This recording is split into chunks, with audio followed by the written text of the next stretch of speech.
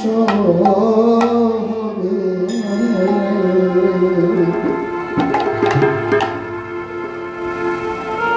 তুমি আর কি মানুষ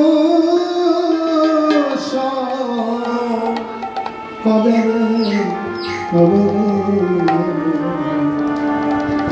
আর কি মানুষ হবে আমার ভেবে দেখুন আজ মানুষ হয়েছে কাল আর মানুষ হবে কিনা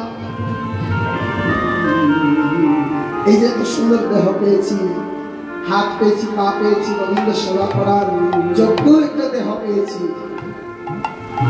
ভগবানের তো সব জীব ভগবানের সন্তান তাই বলে একটা গরু আর একটা মানুষের মধ্যে পার্থক্য কোন জায়গায় একটা গবাদি পশু আর মানুষের মধ্যে পার্থক্য কোন জায়গায় গবাদি পশু তার নিজ ইচ্ছায় ভগবত সেবা করতে পারে না ভগবান আমাদের একটা দুর্লভ মানব জন্ম দিয়েছেন এই দুর্লভ মানব জন্ম পেয়ে সৎসঙ্গ যদি না করি সাধু সঙ্গ যদি না করি কৃষ্ণ সেবা যদি না করি তবে মানুষ জন্মটাই বিফল ও তোমার মানুষ নয়ন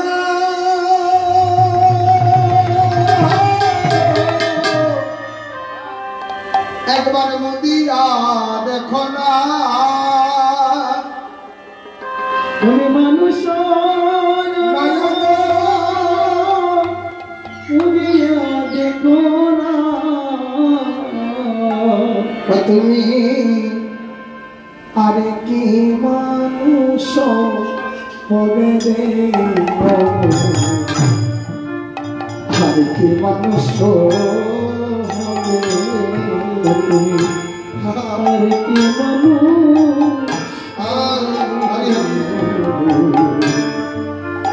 কি মানুষ হবে তুমি আর কি মানুষ হবে আর কি মানুষ হবে তুমি আর কি মানুষ হবে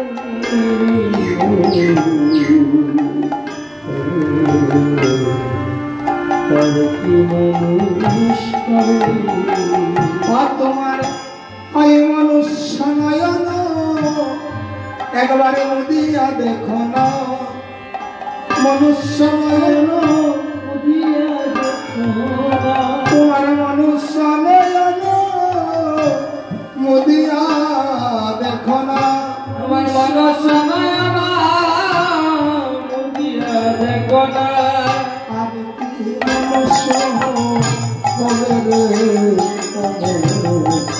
আর কি মানুষ হবে ওরে আর কি মানুষ হবে আর কি মানুষ হবে দুদিনের ভিতরে সংসারে আসিয়া সংসারে আসিয়া আমাদের দুদিনের ভিতরে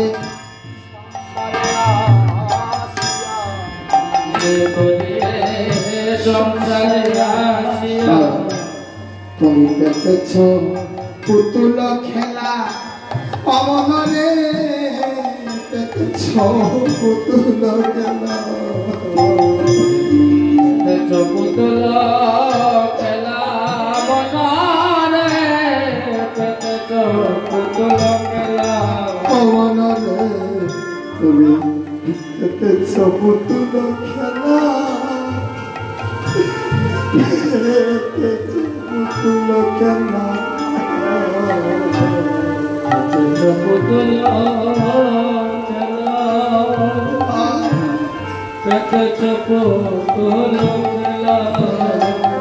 তুমি কালের প্রভাবে কোথায় চলে যাবে কালের প্রভাবে কোথায় চলে যাবে অমরের কালের প্রভাবে কোথায় চলে যাবে তুমি কালের প্রভাবে কোথায় চলে যাবে বাংলিরে মায়াবী ওই বসারে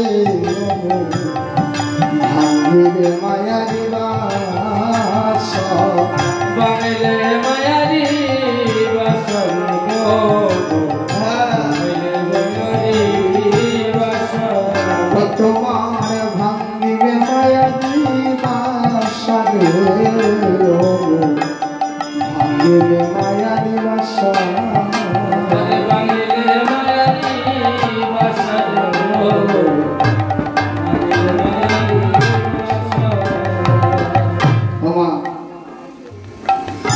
এই যে মায়ার বাসা, শাস্ত্র বলছেন নলিনী দলবত জলবত তরল তদ জীবন অতিশয় চপল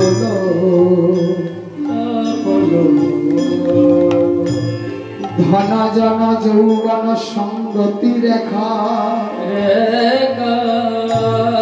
ভগতি ভবার নবে তরঙ্গে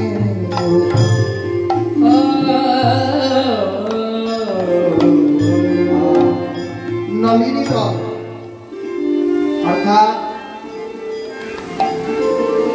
নলিনী শব্দের অর্থ হচ্ছে পদ্ম ফুল। যে পদ্ম জলে জন্মায় তার আরেক নাম নলিনী। নলিনী দল অর্থাৎ পদ্ম পুষ্পের পাতা বা পদ্মের পাপড়ি যেটা। দেখবেন পদ্ম ফুলটা কোথায় জন্মায় মা?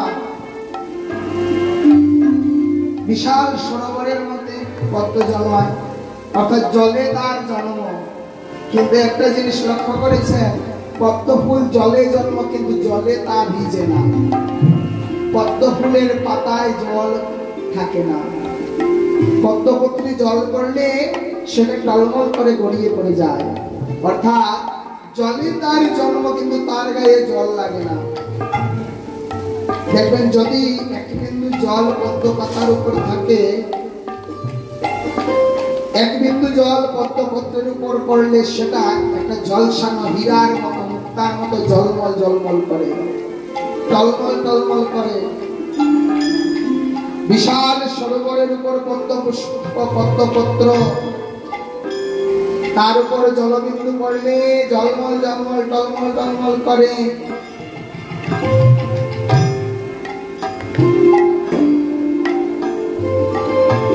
কিন্তু যখন জোরে হাওয়া আসে, বাতাস হচ্ছে, তুফান চলে আসে, তখন কি হয়?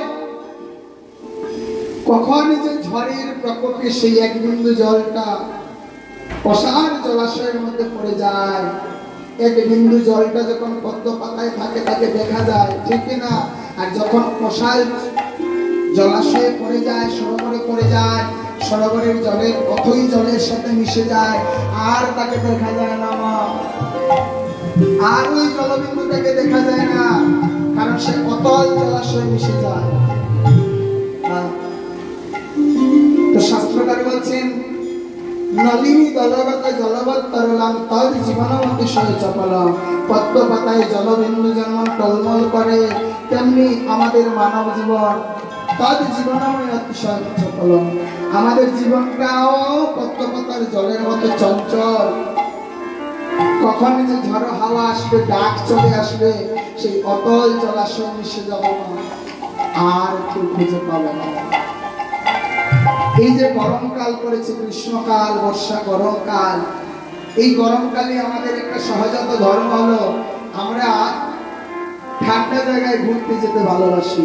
একটু পাহাড়, একটু বরফের জায়গা যাই না, আমরা অনেক শৌখিন মানুষ। আর কোথায় যাই? সমুদ্র দেখতে যাই।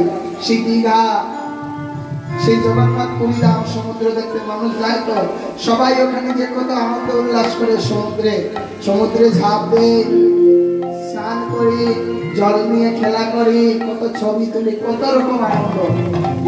সবাই দীঘার সমুদ্র দেখতে খুবই ভালোবাসে। দীঘার সমুদ্র সবাই দেখতে ভালোবাসে, কিন্তু মা এই জগতে এমন একটা সমুদ্র আছে যে সমুদ্রে কেউ আর যেতে চায় না। এমন এক সমুদ্র আছে যেখানে কেউ যেতে চায় না। আর যদি কেউ কোনোদিন ভুলবশত সেই সমুদ্রে চলে যায়, আর ফিরে আসে না। পরে সেই সাগরে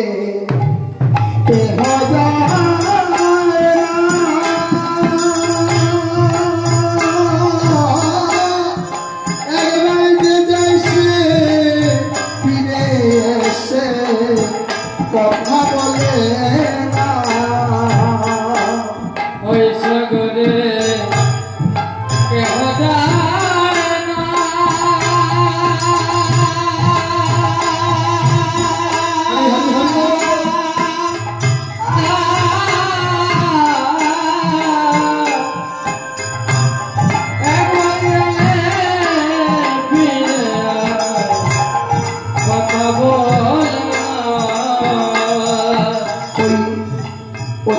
সাগরে কেহ যায় না।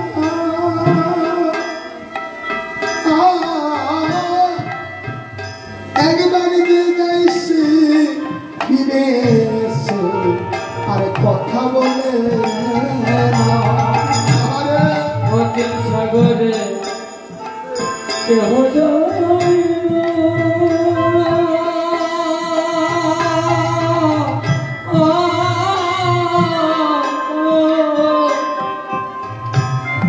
একবার গেলে সে ফিরে এসে কথা বলে না। তোমার ভাই বন্ধু আত্মীয় স্বজন একদিন সবাই থাকবে পরে। ভাই বন্ধু আত্মীয় স্বজন সবাই থাকবে পরে। তোমার ভাই বন্ধু আত্মীয় স্বজন সবাই থাকবে পরে। ভাই বন্ধু আত্মীয় স্বজন সবাই থাকবে পরে। একদিন চুপ করে দিতে অচিন সাগরে একদিন চুপ করে দিতে হবে অচিন সাগরে। ওই সাগরে যেদিন ডুব দেব কেউ কাউকে বলে যাওয়ারও ক্ষমতা হবে না। এখন যখন সাগর দেখতে যাই বাড়িতে বলে যাই মা সমুদ্রে ঘুরতে যাচ্ছি, ওই দিন আর মা বলে টাকা ওই অচিন সাগরে বাবা যখন ডুব দেব কেউ কেউ জানবে না। হঠাৎ করে না বলে না করে সে সাগরে ঝাঁপ দিতে হবে। হয় একদিন চুপ করে অচিন সাগরে একদিন চুপ করে অচিন সাগরে। ওরে ভাই বন্ধু তোমার আত্মীয় স্বজন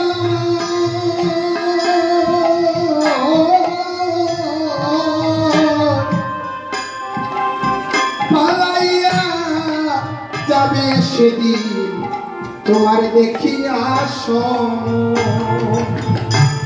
ভাই বন্ধু আত্মীয়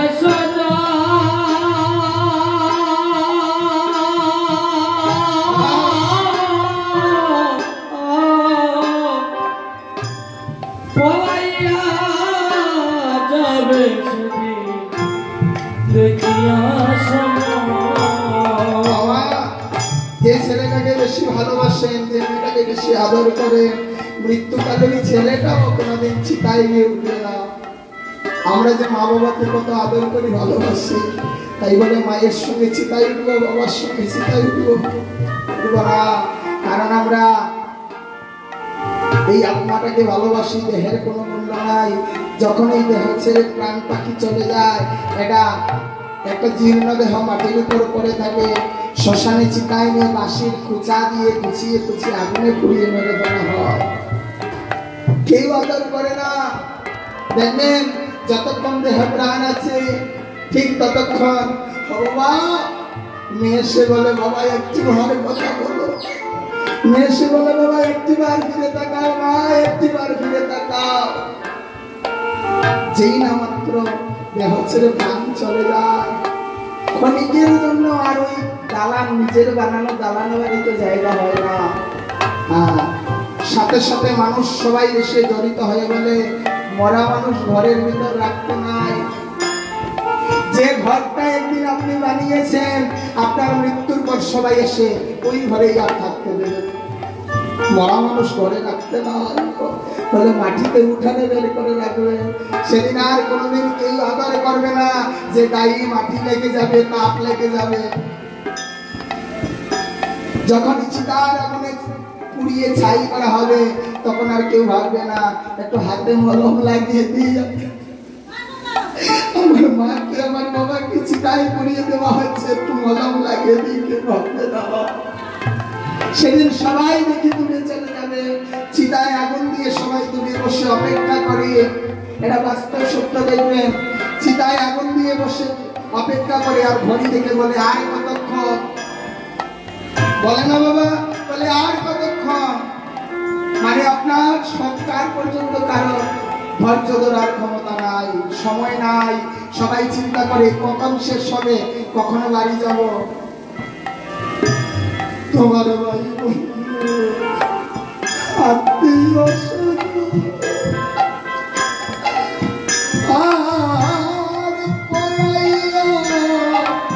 যাবে তারা তোমার দেখিয়া সময়।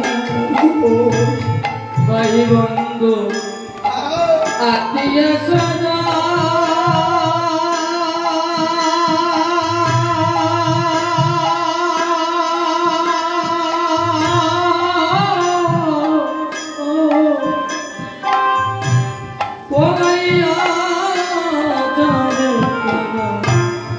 দেখিয়া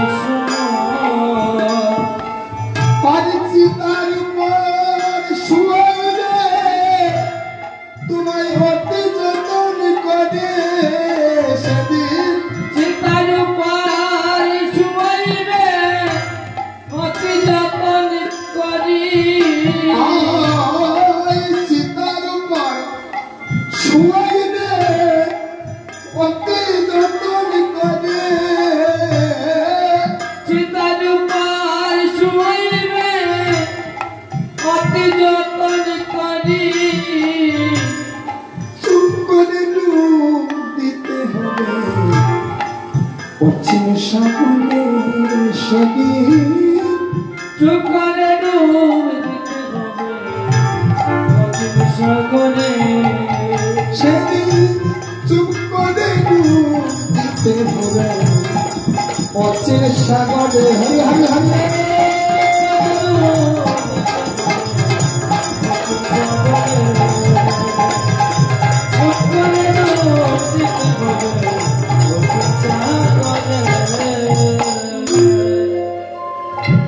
তাই তো নলিনী দলগত জলবৎ তরলম, পদ্মপাতায় জলের মতো আমাদের দেহটা টলমল করছে, কখন গড়িয়ে পড়ে যাবে কেউ জানি না।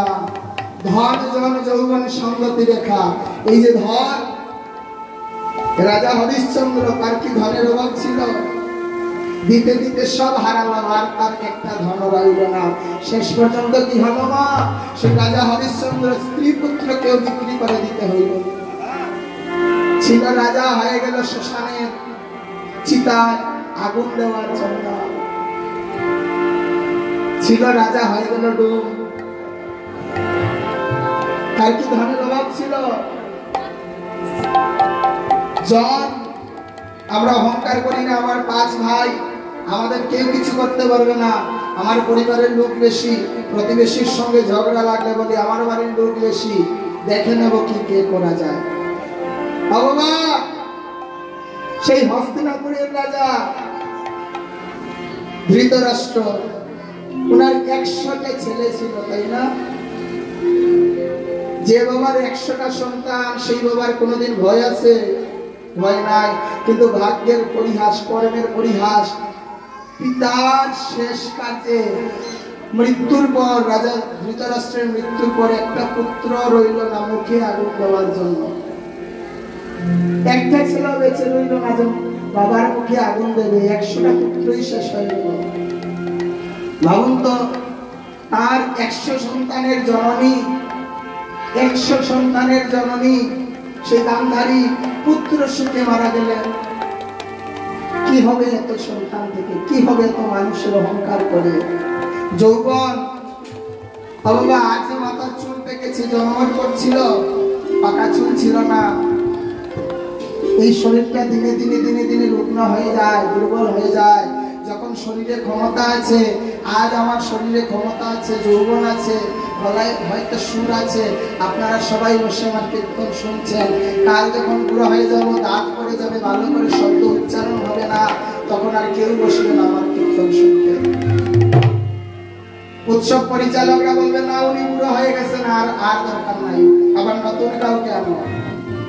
অর্থাৎ আমরা বুড়ো হয়ে গেলে কেউ গুরুত্ব দেয় না বাবা।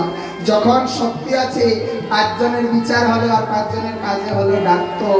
আজ বলে না বুড়ো মানুষ দিয়ে সব হবে না, শুধু শুধু একটা চেয়ার ধরে বসে থাকবে, বোঝা হয়ে যায়। মানুষ বুড়ো হয়ে গেলে পরিবারের কাছে বোঝা হয়ে যায়। যতই নিজের ছেলে নিজের মেয়ে হোক না কেন একবারের জন্য ভাববে।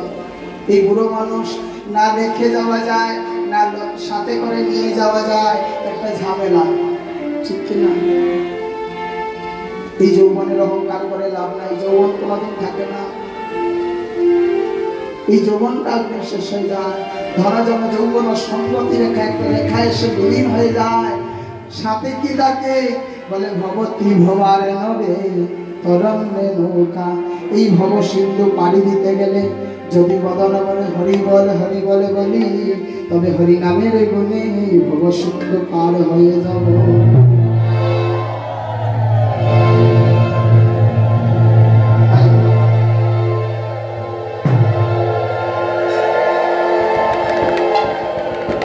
আসুন আমরা এত মহতী যজ্ঞানুষ্ঠান, পূর্ণাহতি লগ্ন, আর কিছুক্ষণের মধ্যে আমরা ভোগারতি কীর্তন করব। ভোগারতি কীর্তনের পর আমরা এই আঙিনায় মহান্ত বিদায় কীর্তন করব। তাই বলছেন মহাপ্রভু হরের নাম হরের নাম হরের নাম কেবলম চলনা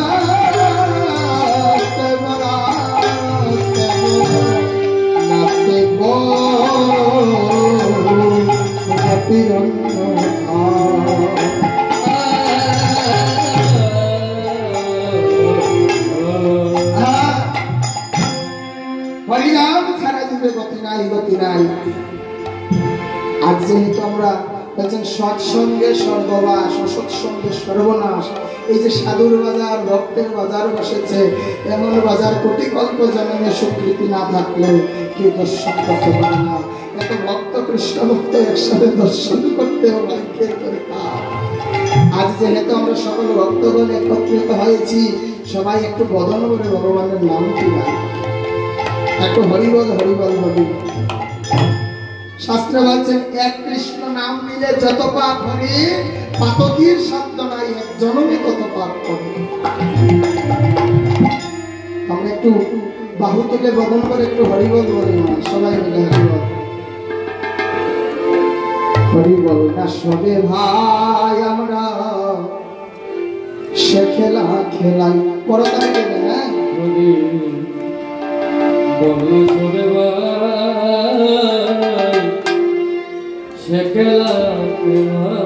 সবাই মিলে হরি বল না সবে ভাই আমরা সে খেলা খেলাই। হরি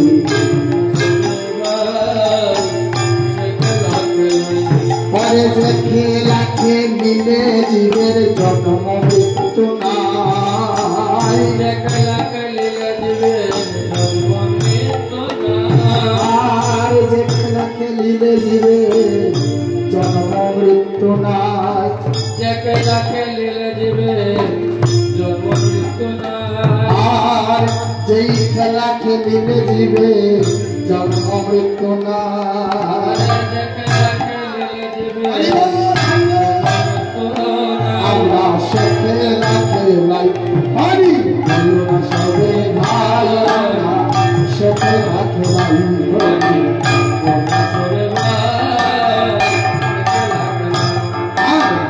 হরি মাতা হরি পিতা হরি জীবের মুক্তিদাতা। হরি মাতা হরি পিতা হরি জীবের মুক্তিদাতা। হরি মাতা হরি পিতা হরি জীবের মুক্তিদাতা। হরি মাতা হরি পিতা হরি জীবের মুক্তিদাতা। হরি বিনে এ সংসারে আপন কেহ নাই। হরি বিনে এ সংসারে আপন কেহ নাই। সারে আপন কেহ নাই। হরি বিনে এ সংসারে আপন কেহ নাই। রস খেলা খেলাই হরি বল সবে ভাই আমরা সে খেলা খেলাই।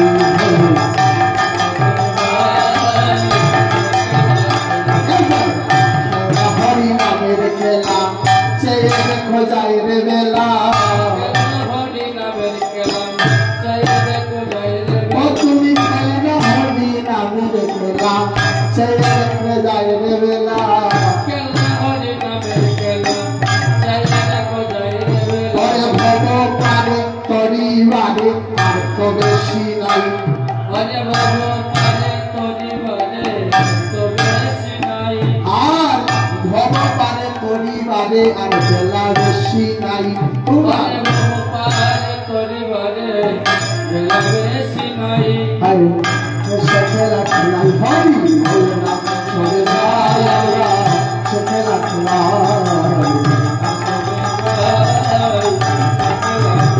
হবে সে খেলা খেলিলে দেবে তোমার তোমার হরি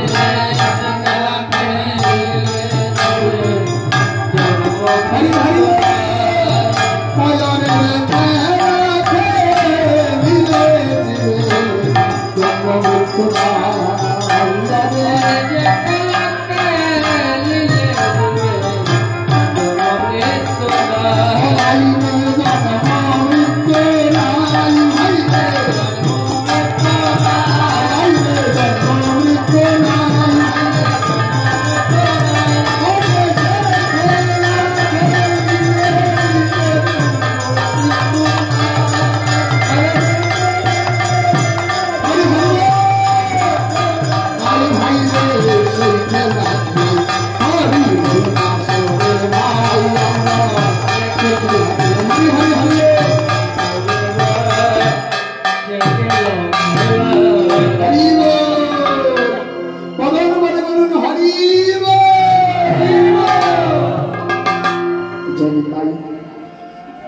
আমরা আর বিলম্ব না করে